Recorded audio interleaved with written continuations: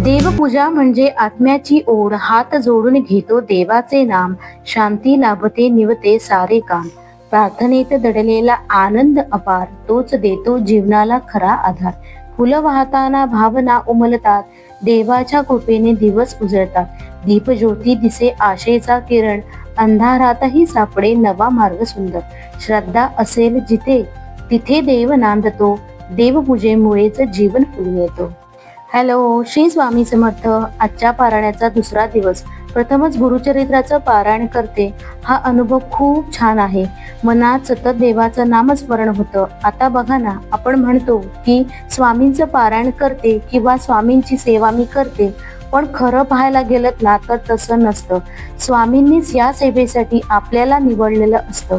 असं म्हणतात की आपली देवपूजा कोणालाही दाखवू नका, पण मला असं नाही वाटत. कारण आपली देवपूजा कोणाला दाखवली तर आपली देवपूजा करणं बंद होणार आहे का? नाही ना. सेवा आपण भक्तीने भावाने करतो. जेव्हा आपण एखादी गोष्ट इतरांना दाखवायला करतो, म्हणजेच की बघा ना, मी कसं करते हा अहंकार जेव्हा मनामध्ये येतो ना, तेव्हा ती देवपूजा राहत नसून तो एक दिखावा असतो. आपण जेव्हा आपली देवपूजा एखाद्याला दाखवत असतो, तेव्हा काही ना काही बघणारा सुद्धा नवीन त्यातून शिकत असतो. असो, तर आजचा पारायणाचा दुसरा दिवस. पारायण जेव्हापासून चालू केलेला आहे ना, तेव्हापासून मी सकाळी 3लाच उठते. म्हणजेच मोबाईलला अलाराम लावते, पण तो मोबाईल अलाराम वाजण्याच्या आधीच मला जाग येते.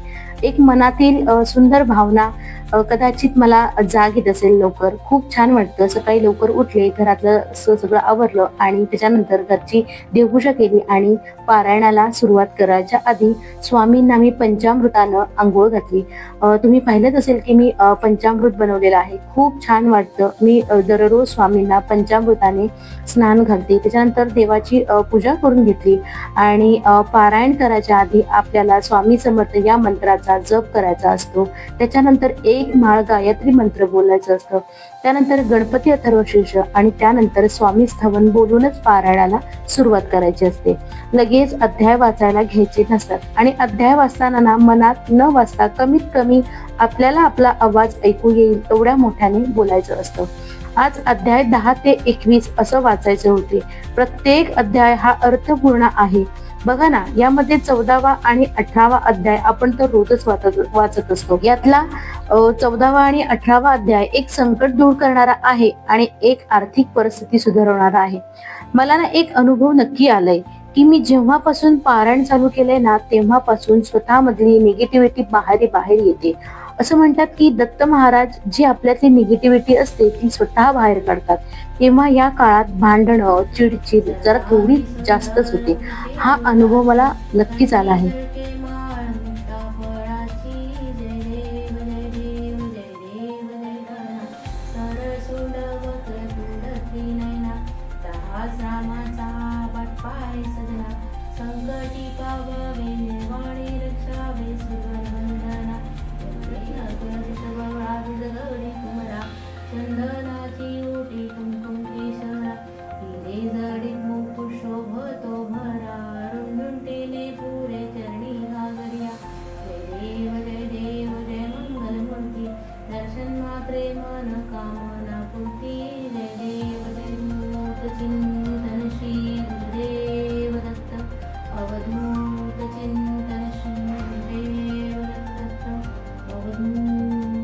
अध्याय वाचून झाले. त्याच्यानंतर मी आरती करून घेतली. त्याच्या आधी मला मध्येच उठावं लागलं, कारण अन्वी स्कूलला जाणार होती. मला तिला टिफिन करून द्यायचा होता. पुस्तक वाचताना शक्यतो उठायचं नसतं, त्यामुळे माझा एक प्रयत्न असतो की मला उठायला लागू नये.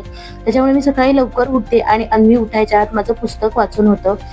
मध्ये पुस्तक वाचून झालं आणि म्हटलं आरती नंतर करून देते. आधी अन्वीला स्कूलमध्ये पाठवलं आणि मग मी आरती करून घेतली. आरती करून घेतल्यानंतर स्वामींना मुजरा सुद्धा केला.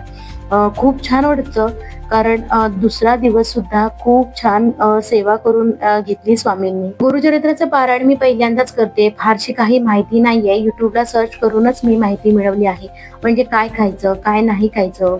भीती वाटते की या आपल्या पारायणामध्ये आपल्या हातून कोणतीही चूक होऊ नये, पण आपले गुरु आहेत ना, ते आपल्याला सांभाळून घेतात. तर त्याच्यानंतर मी देवपूजा झाली आणि माझं उंबरठा लेपन करायचं होतं, तर मी उंबरठा लेपन करायला घेतलं. इथे माझ्या इथे ना लाकडाचा उंबरठा नाहीये, मार्बलचा उंबरठा आहे आणि समोर सेफ्टी डोअर असल्यामुळे ना मला उंबरठा लेपन करता येत नाही. पण जसं आहे ना तसं मी करत असते उंबरठा लेपन. आणि हे एवढं सगळं शांततेत होतंय कारण अन्वी स्कूलला गेले. ती स्कूलला गेलेली असेल ना तरच हे सगळं शांततेत होतं, नाहीतर मध्ये मध्ये ती करतच असते. तर ती स्कूलमधून यायच्या आत मला हे सगळं माझ्या सेवा मला आवरून घ्यायच्या असतात. तर ती फायनली स्कूलमधून आली आणि तिची स्कूलमधून आल्यावर अशी मस्ती असते. तर मी देवाला खीर बनवली होती, शेवयांची खीर बनवली होती. तर आजचा हा तुम्हाला पारायणाचा दुसरा दिवस व्हिडिओ कसा वाटला मला नक्की कमेंट करून सांगा. आणि आवडला असेल तर लाईक करा, शेअर करा आणि कमेंट करायला अजिबात विसरू नका. आणि सर्वात महत्वाचा नियम म्हणजे आपल्याला चटईवर जमिनीवर झोपायचं असतं, ते सुद्धा मी जमिनीवर झोपते. चला भेटूया नेक्स्ट व्हिडिओमध्ये. बाय.